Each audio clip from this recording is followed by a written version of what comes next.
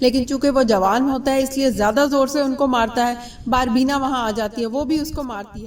السلام علیکم ناظرین، آج میں کابلی پلاؤ کے ریویو کے ساتھ آپ کی خدمت میں حاضر ہوں، اور اگر آپ نے ابھی تک یہ ڈرامہ نہیں دیکھا تو آپ بہت بڑی غلطی کر رہے ہیں، کیونکہ یہ ایک ایسا یونیک ڈرامہ ہے جس کی دھوم پڑوسی ملک تک پہنچ گئی ہے، اور وہ لوگ اتنے کریزی ہو گئے ہیں کہ پاکستان نے اتنا زبردست ڈرامہ بنایا ہے۔ تو چلیے ناظرین، اگر آپ کو میری یہ ویڈیو پسند آئی تو آپ نے ضرور اس کو لائک کرنا ہے، سبسکرائب کرنا ہے میرے چینل کو، اور شیئر کرنا ہے۔ تو چلیے ریویو کا آغاز کرتے ہیں۔ ڈرامے کے آغاز میں ہم دیکھتے ہیں کہ اب قیوم غفار کو منانے آتا ہے کہ وہ اس کی بہن کو اپنے گھر واپس لے جائے، لیکن چونکہ وہ ہے اتنا بغیرت اور ڈھیٹ، وہ اس کی بات نہیں مانتا اور کہتا ہے کہ پاجی کے ساتھ بھی میرا یہی طے ہوا تھا کہ اب وہ مجھے گاڑی دیں گے تبھی میں چھمو کو اپنے گھر واپس لے کر جاؤں گا۔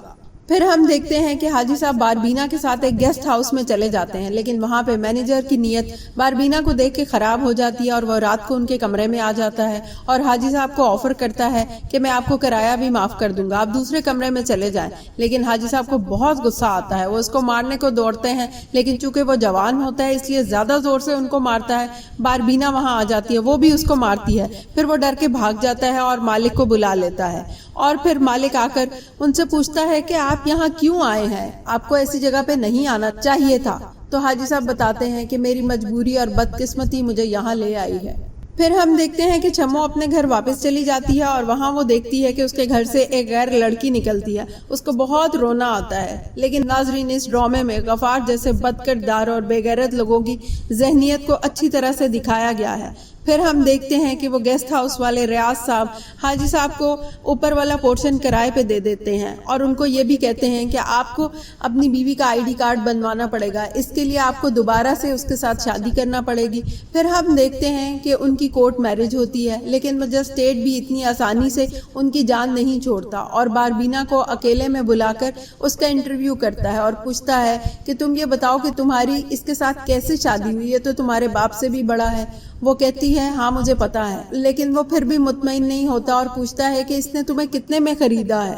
تو وہ بہت معصومیت سے بتاتی ہے کہ اس نے مجھے بہت زیادہ محبت، بہت زیادہ خواری، اتنی عزت، اتنی مشکل اور اتنی قربانی دے کے خریدا ہے۔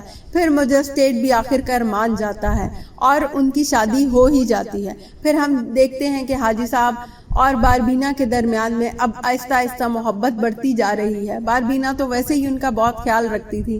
شادی کے اگلے دن ہم دیکھتے ہیں کہ حاجی صاحب اس کا بہت چاؤ کر رہے ہوتے ہیں، اس کو کہتے ہیں تو جا کے بیٹھ، میں تیرے لیے ناشتہ لاؤں گا، کیونکہ ہمارے یہاں رسم ہے کہ اگلے دن، شادی کے اگلے دن دلہن کے گھر والے ناشتہ لاتے ہیں اور سب مل کر کرتے ہیں۔ باربینا کو بہت اچھا لگتا ہے، لیکن چونکہ حاجی صاحب خود بوڑھے ہیں، کہیں نہ کہیں ان کے دل میں یہ کمپلیکس ضرور موجود ہے کہ میں بوڑھا ہوں اور یہ جوان ہے، پتہ نہیں ہے ہماری شادی چل بھی پائے گی کہ نہیں۔ اس لیے وہ باربینا سے بار بار پوچھتے ہیں کہ تمہیں کیا باران کی یاد آتی ہے، جس پہ وہ کہتی ہیں نہیں حاجی صاحب مجھے بالکل بھی نہیں آتی، میں آپ کے ساتھ بہت خوش ہوں۔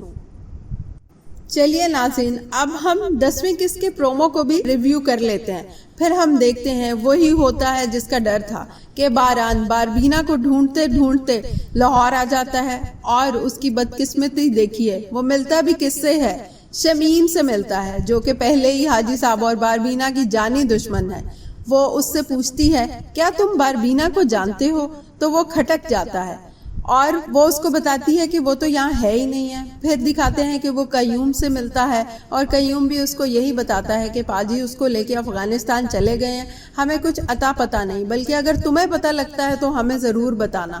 تو باران دکھاتے ہیں کہ پھر واپس اپنے شہر مردان آ جاتا ہے۔ پھر ہم دیکھتے ہیں کہ غفار کو اپنی بیوی کا وجود برداشت نہیں ہو رہا ہوتا ہے، وہ اس سے جلد از جلد جان چھڑانا چاہتا ہے، اس لیے اس کو خوب باتیں سناتا ہے اور اس کو کہتا ہے کہ تم جیسی عورت جو ماں نہیں بن سکتی وہ کسی کام کی نہیں ہے، ان کو تو جل ہی جانا چاہیے۔ تو وہ کہتی ہے کہ میں تو خود ہی دن رات جل رہی ہوں۔ وہ کہتا ہے نہیں، اس کے لیے مجھے تمہیں جلانا پڑے گا۔ پھر ناظرین ہم دیکھتے ہیں کہ اگلے سین میں وہ اس کے اوپر پیٹرول چھڑک رہا ہوتا ہے، اور وہ بیچاری چیختی چلاتی رو رہی ہوتی ہے۔ پھر ہم دیکھتے ہیں کہ باران کا دوست اس کو تسلیاں دیتا ہے اور کہتا ہے کہ تم یہ سمجھو وہ تمہارے لیے مر گئی اور تم اس کے لیے، لیکن وہ کہتا ہے اس کے بغیر زندہ رہنا ناممکن ہے۔